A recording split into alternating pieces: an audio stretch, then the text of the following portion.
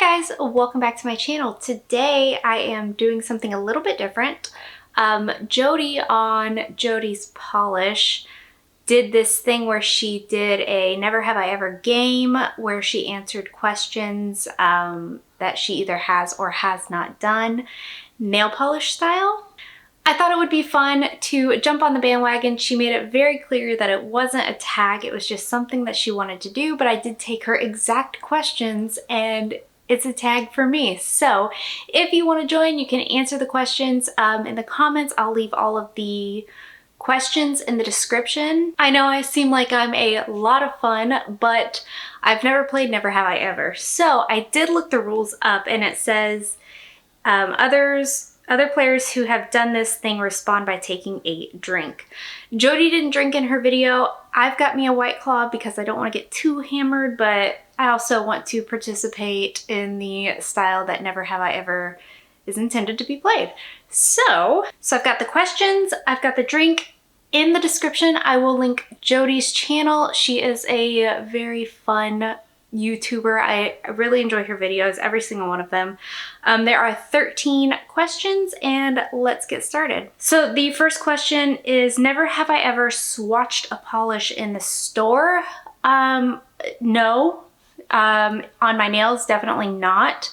I have opened the bottle to like look at the brush and look at like the opacity of the polish, but swatched a polish in the store, that's a no. Number 2 says, never have I ever spent more than $20 on a polish.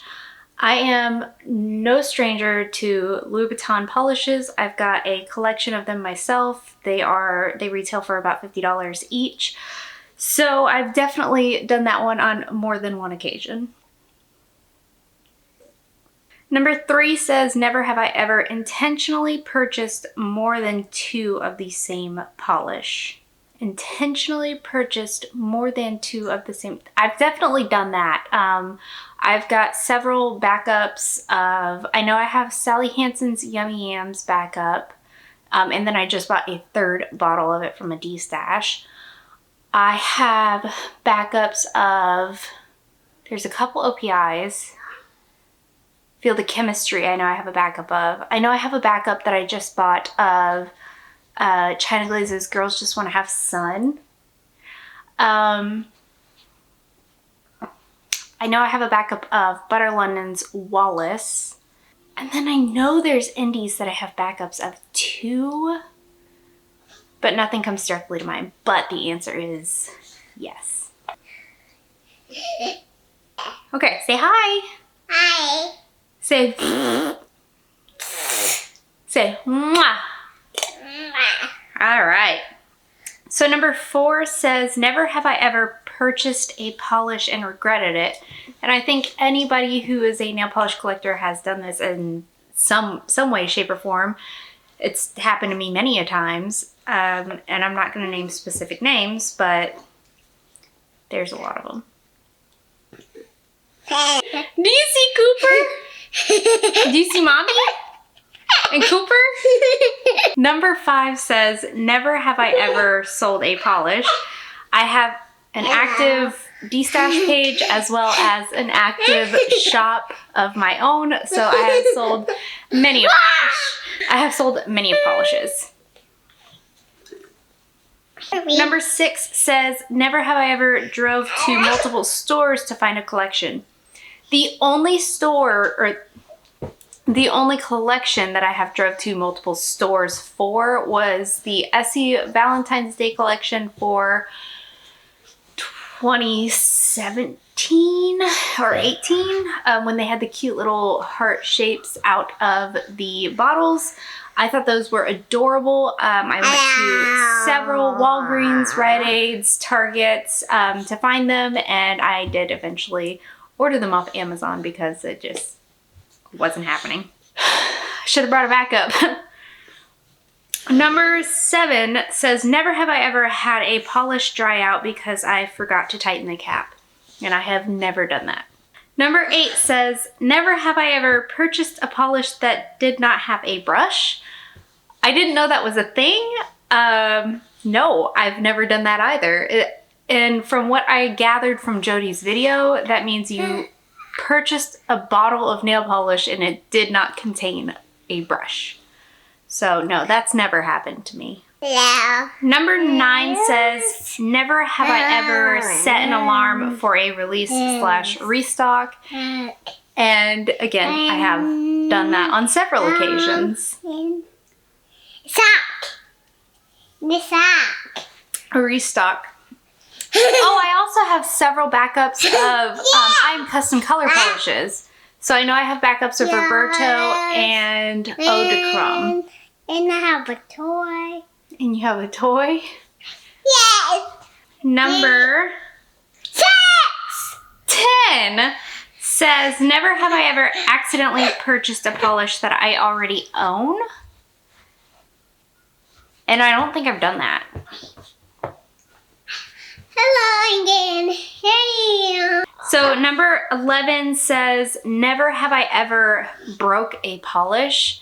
I have broken a total of 3 polishes, and I remember them vividly. The first one was like before I even had a Instagram for nail polish. I'd bought a brand called Jodi, solely because my husband's name is Josh and it looked like Joshick and it made me laugh.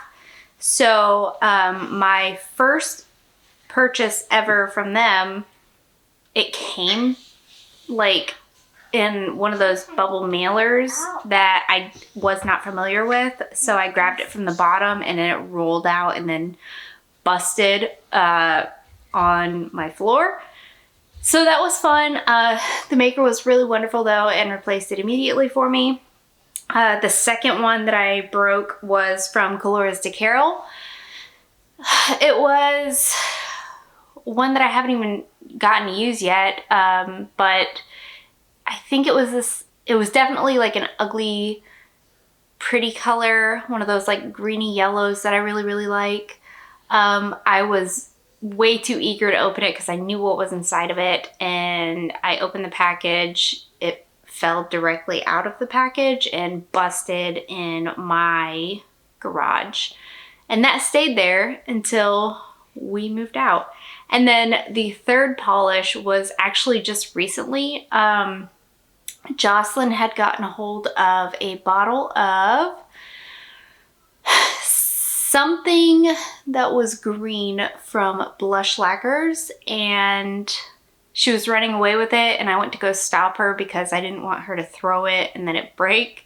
And then I grabbed it from her and like didn't know my own strength, and I flung it backwards and it busted, and that happened halfway on tile, halfway on carpet, but the acetone worked really well at getting it out of the carpet, so I had no stainage there. And that was a really long, drawn out question for me. But yes, the answer is yes. Number 12 says, never have I ever purchased a collection review. Number 12 says, never have I ever purchased a collection for review and never reviewed it. Definitely. There was, back in the day, a lot of mainstream collections that, especially from China Glaze, I feel like I really did China Glaze dirty in the beginning, where I'd buy their collections at like the discounted rate and then never review it. So there was that.